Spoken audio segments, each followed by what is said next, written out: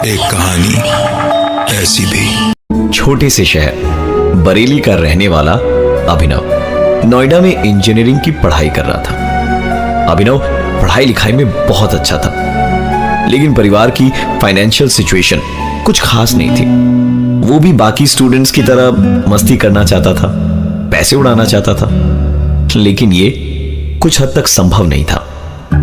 अभिनव के हाथ में उसकी इंजीनियरिंग की डिग्री थी और उसने ठान लिया था कि अब तो इतने पैसे कमाऊंगा कि पैसे घर भेजने के बाद भी इतने जरूर बचे कि थोड़ी बहुत मस्ती जरूर कर सकूं। चेन्नई की एक कंस्ट्रक्शन कंपनी में उसकी नौकरी भी लग गई।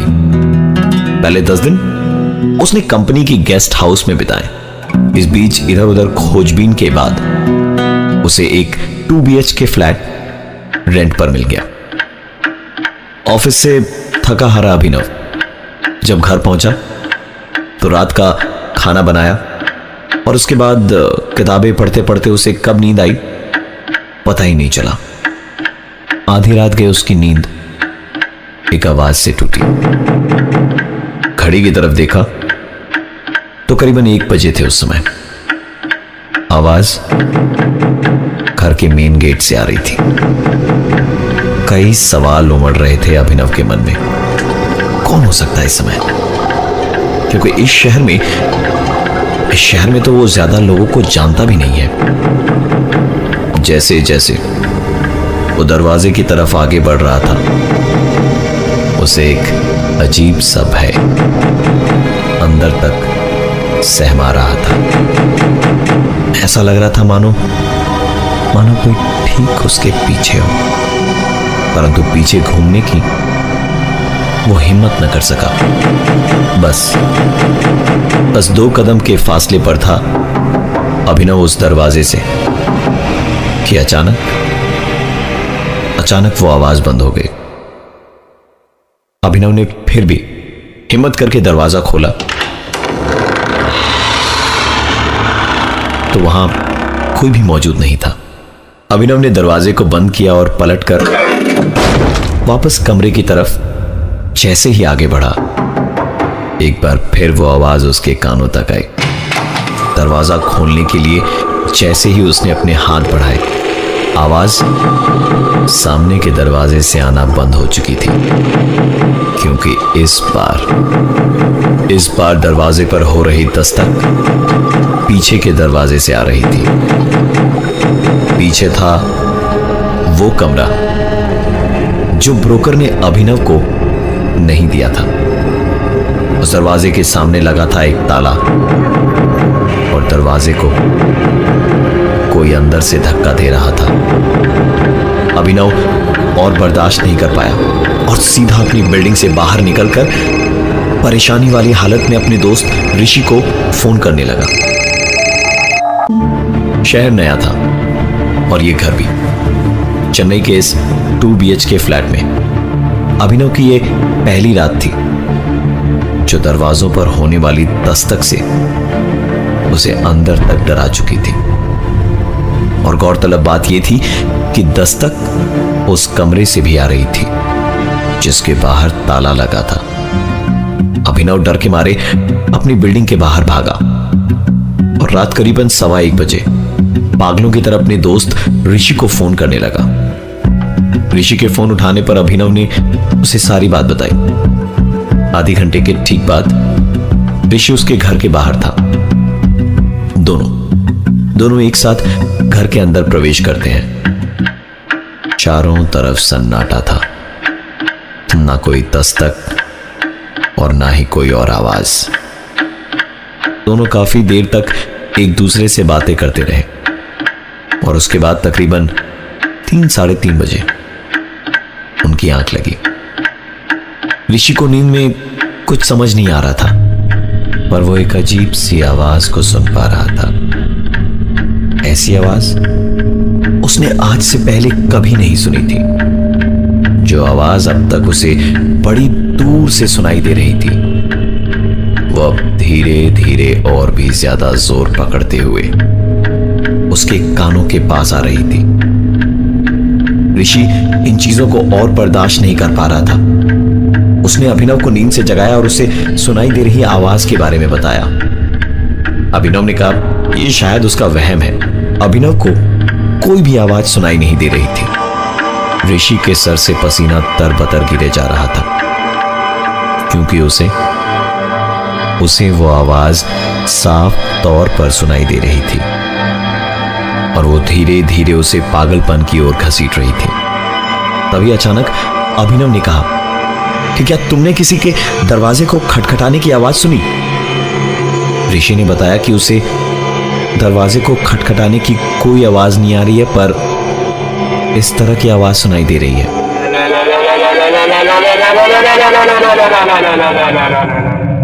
ऋषि और अभिनव दोनों ही कुछ अजीबोगरीब आवाजें सुन रहे थे, लेकिन दोनों को सुनाई देने वाली आवाजें अलग अलग थी।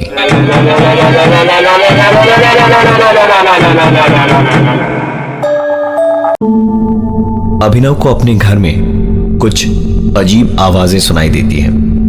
वो डर के मारे घर से बाहर जाकर अपने दोस्त को फोन करता है। घर में उसके दोस्त ऋषि को कुछ और अभिनव को कुछ और, दोनों को अलग अलग आवाजें सुनाई देती है। दोनों वहां से भागकर ऋषि के घर चले गए। रात बीतने के बाद सुबह अभिनव ने ब्रोकर को फोन लगाया और रात वाली बात बताई। ब्रोकर ने कहा साहब नया शहर है, नए लोग हैं, इसलिए शायद आपको ऐसा लग रहा होगा।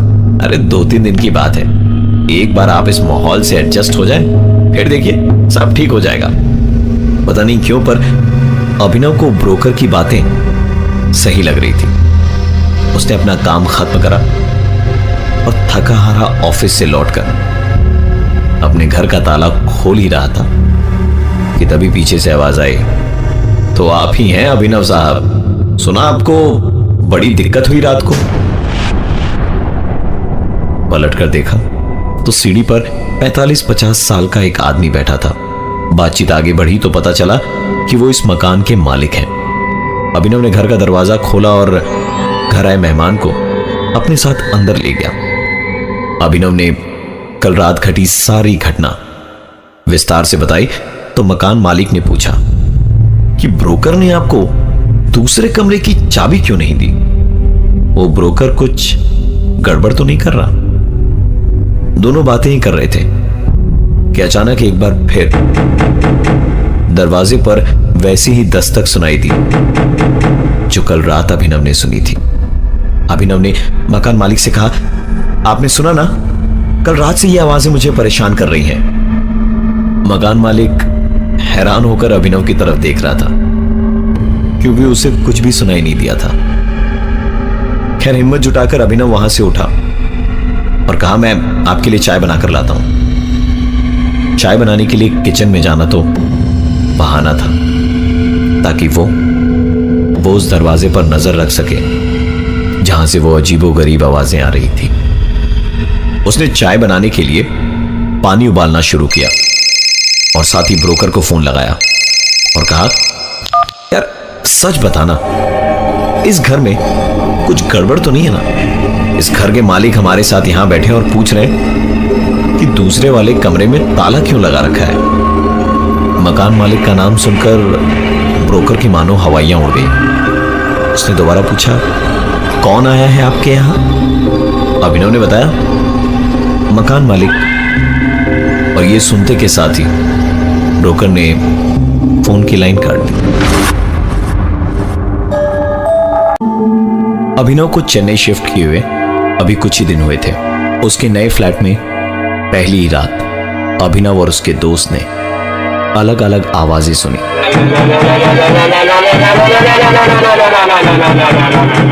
और उसके ठीक अगले ही दिन जब अभिनव अपने घर में घुस रहा था, मकान मालिक वहां सीढ़ियों में बैठा था। जब अभिनव ने ब्रोकर को फोन करके बताया कि मकान मालिक घर आए हैं और वो उनके साथ बात कर रहा है, तो ब्रोकर हड़बड़ाता हुआ दौड़ते हुए उनके घर पहुंचा। दरवाजा खुला तो सामने ब्रोकर के चेहरे की हवाइयां उड़ी हुई थी और शरीर पसीने से भरा था। इससे पहले कि अभिनव कुछ कहता, ब्रोकर ने पूछा, मकान मालिक कहाँ है? अभिनव ने कहा, यहीं मेरे साथ कमरे में बैठे चाय पी रहे। पर आप मुझे ये बताओ कि आपने ये कमरा बंद करके क्यों रखा? इसकी चाबियां कहाँ हैं? उसने कहा, चाबियां तो मैं आपको दे दूंगा, पर क्या मैं एक बार मकान मालिक से मिल सकता हूं? अभिनव उन्हें अपने साथ कमरे में ले गया। सामने टेबल पर पड़ी थी 2 कप चाय और आधी खाई हुई बिस्किट। अभिनव कमरे में इधर से उधर झांक रहा था, क्योंकि जिस मकान मालिक की वो बात कर रहा था वो वहां मौजूद ही नहीं थे। और गौरतलब है कि उस घर से बाहर निकलने का सिर्फ एक ही द्वार था, जहां थोड़ी देर पहले अभिनव और ब्रोकर दोनों खड़े थे। ब्रोकर ने कहा कि आप पता नहीं किसकी बात कर रहे थे, क्योंकि इस मकान के मालिक ने आज से 5 साल पहले उस बंद पड़े कमरे में फांसी लगाकर आत्महत्या की थी। यह घर उसने बहुत शौक से खरीदा था। रिसेशन के कारण उसकी नौकरी चली गई थी। धीरे धीरे वो कर्ज में डूबता गया। मुसीबत की घड़ी में उसके परिवार ने भी उसका साथ छोड़ दिया और उसके अकेलेपन ने उसकी जान ले ली। उस घर से बाहर आने जाने का सिर्फ एक ही दरवाजा था। अभिनव ने आज तक इस तरह की चीज कभी अनुभव नहीं करी थी।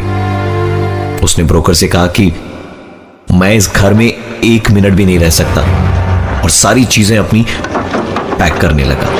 ब्रोकर ने भी उसकी मदद करी। दरवाजे को बंद करते वक्त उस ब्रोकर एवं अभिनव दोनों ने देखा कि कैसे उस बंद कमरे के दरवाजे पर कोई अंदर से दस्तक दे रहा था। रात अभिनव ने ऋषि के घर गुजारी। अभिनव और ऋषि बातचीत कर ही रहे थे कि तभी अचानक उन्हें एक आवाज सुनाई दी।